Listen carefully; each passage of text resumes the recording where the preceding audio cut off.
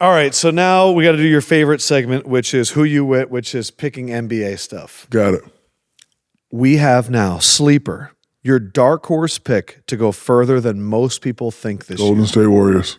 Golden State Warriors, I don't even think they're currently in the playoff picture. They're not? They'd have to get into the playoff game. Well, they're in the play-in. Yeah, that's what I'm saying. Remember, you could be eliminated from the play-in. Yeah, but they're not. But you wouldn't bet against them. They're going to beat the Lakers if they play against the Lakers in the play-in. And then if they do that, they'd probably play either the Thunder or the Timberwolves. And they can beat them.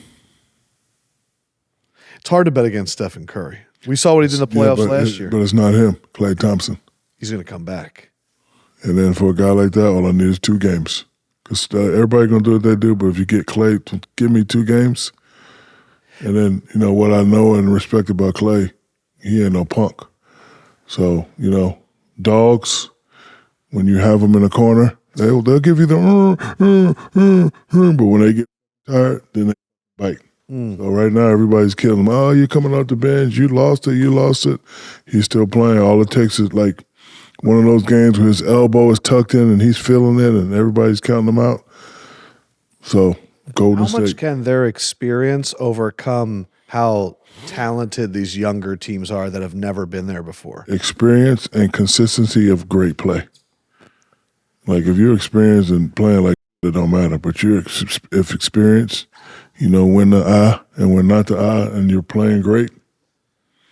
And that's why I'm saying Klay Thompson is the fact that everybody's not really counting on. We know what Steph's going to do, but if I can get Klay for 2 or 3 games, because remember, this dude had 60 points with 11 dribbles.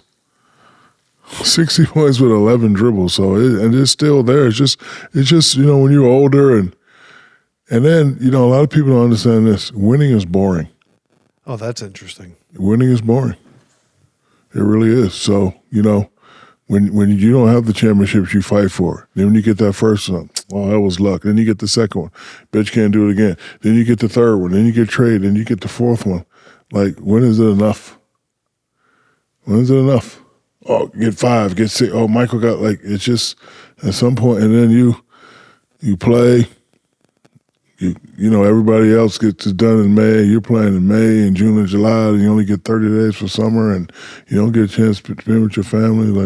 It really gets boring. So losing can actually be more enjoyable because you get done the season, you get to hang out with friends. And family. I don't want people to misconstrue what I'm saying. Winning multiple times is boring. Past 2. Like when you win the first one, win 2 is cool, but when you get to 3, 4, 5, 6, and 7. The newness is gone. Yes, newness is gone. And then when you get older and people are starting to doubt you and, mentally you think you can do the same things you can do with your 20, it's just very tiring. So right now, Klay is mentally tired. But all it takes is 1 game for a guy like him. So that's why Golden State is my sleeper team. Opposite, overrated. Which team are you hearing could win a championship that you just don't see it? Would you like to see the standings? Overrated, Boston. Wow. Boston, currently. I was going to say Clippers, but Ty Lue's my boy. I don't want to sound like I'm disrespecting. They can win, but Boston. Boston, easily the best record in the NBA. Yeah, but time of recording, 11 games up on second place. Yeah, but you got to show me. I've been in this around the league a long time. I've seen a lot of guys that have had great regular season, but they don't win championships. That used to be my fight with, all these coaches that come in with the numbers. I'm like, well, where have they been at? Like when I first got to Miami, our defensive rating, all this and that. Well, I've been in the finals 5 the last 6 years, and I ain't never seen you. So obviously that don't mean nothing to me. Oh, your body fat. I said, yeah, he looks good, but I've been there the last 5 out of 6 years. So we've seen my method works. Giannis didn't make it, and then he did, and he won it. Jokic didn't make it, and then he did, and he won it. So we have had 2 teams. Toronto Raptors were like that with Kawhi, where it was, they're a regular season team. What do you think happens to take a regular season team like that or a player like Giannis and Jokic and then suddenly make the leap to championship? Consistency and dominant consistency. Like I talk about this every year. You're with me. So my only fear for SGA, got to do more.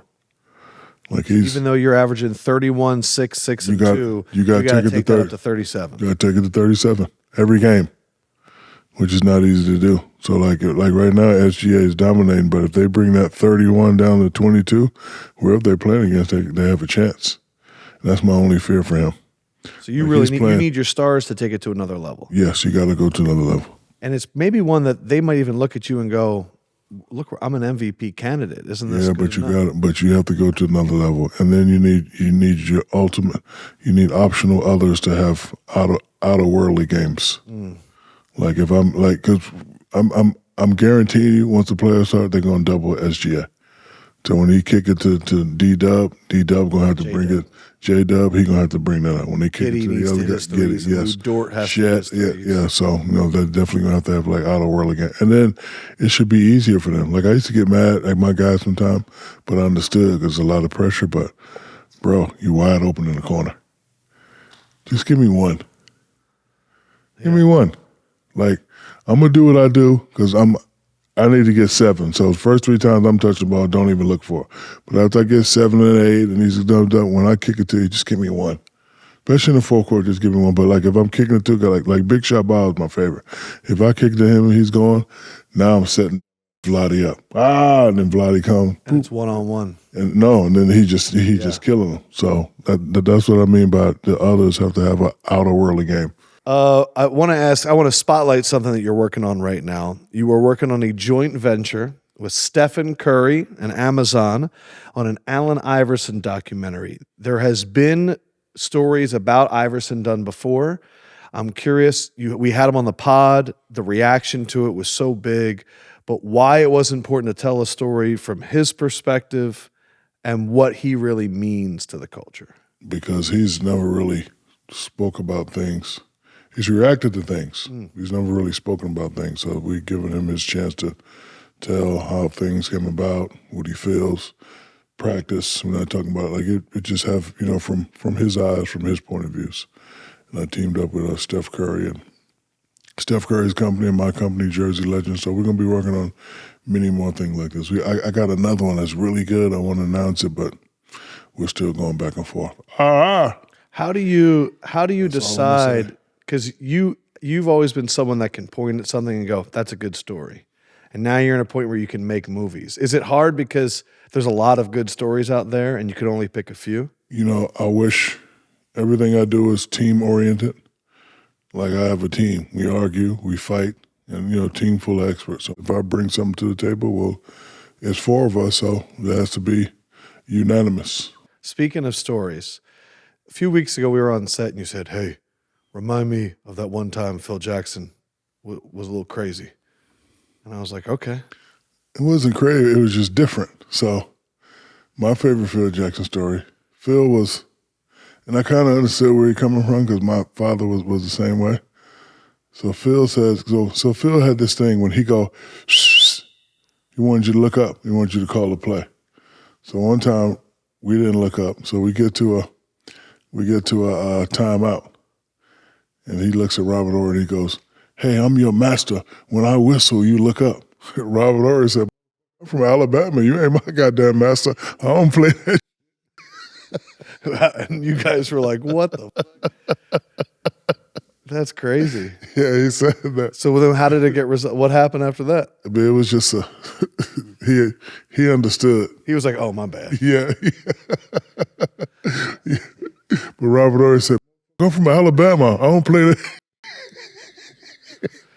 And Phil was one of those guys where like he could take it back in a way. He didn't mean it like that. Yeah. He meant it like, "Hey, I run this shit." Yeah, I run this shit. When I want to get a play call and I whistle, just look up. So like he just had it. So it was like, shh.